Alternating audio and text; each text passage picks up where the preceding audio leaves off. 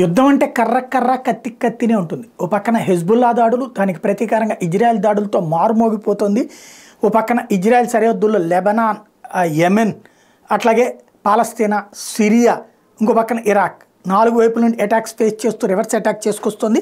Israel Lebanon సరిహద్దు బాంబులతో దద్దరిల్లింది, దాడులు ప్రతిదాడులతో బీతిలింది.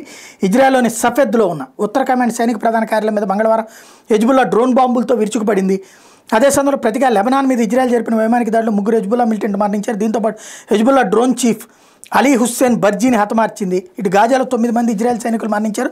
బీరూట్లో Hamas నేత అరౌరి, హెజ్బుల్లా సీనియర్ కమాండర్ విస్సమ్ అల్ తవిల్ హత్యకు నిరసనగా ఇజ్రాయెల్ మీద డ్రోన్ బాంబులు దాడి చేసినట్టు హెజ్బుల్లా ప్రకటించింది. దీంతోపాటు 6 సరిహద్దు పోస్టుల మీద దాడి చేశామని చెప్పింది. సఫెద్ సరిహద్దుకు 12 కిలోమీటర్ల దూరంలో ఉంది. అయితే తమ వైమానిక క్షిపణి రక్షణ వ్యవస్థ ఈ దాడులను అడ్డుకుందని ఇజ్రాయెల్ ప్రకటించింది. ఎవరికి గాయాలు కాలేదని చెప్పింది. తమ ఉత్తర కమాండ్ కార్యాలయంపై దాడికి వ్యూహరచన చేసిన Hezbollah drone chief Ali Hussein బర్జీని కాసేపట్లోనే హతమార్చి పడేసింది ఇజ్రాయెల్.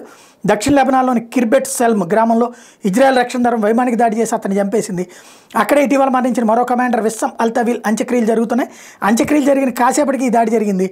గండౌరియాపై జరిపిన మరో దాడిలో 3 మృతి చెందారు. ఇజ్రాయెల్ ఈ దాడిని ధృవీకరించలేదు. బర్జీ జెరూసలేం వెళ్తుండగా జరిగిన దాడిలో మరణించాడని ఆ తర్వాత హెజ్బుల్లా ప్రకటించింది. మరోవైపు దక్షిణ గాజాలో బేకర్ పోరు సాగుతున్నది. అల్బురేజ్ శరణార్థి శిబిరం వద్ద టన్నెల్ విధ్వంసక బాంబులు పేలి 6 ఇజ్రాయెల్ సైనిక ఇంజనీర్లు మృతి చెందారు.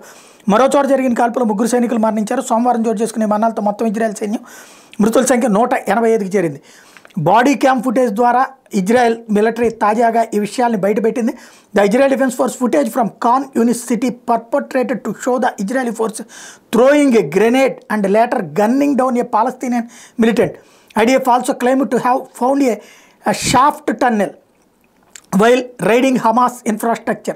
Hamas also hit back at the Israel Defense Force as it claimed to destroy a Markeva tank south of Khan Yunis. So పక్కన సౌత్ ఖాన్ యూనిస్లో ఇజ్రాయెల్ ట్యాంకును మేము ధ్వంసం చేశామంటే హమాస్కి సంబంధించినటువంటి శిబిరాన్ని మేము ధ్వంసం చేశామని చెప్పి మరొక వైపున ఇజ్రాయెల్ ప్రకటిస్తోంది.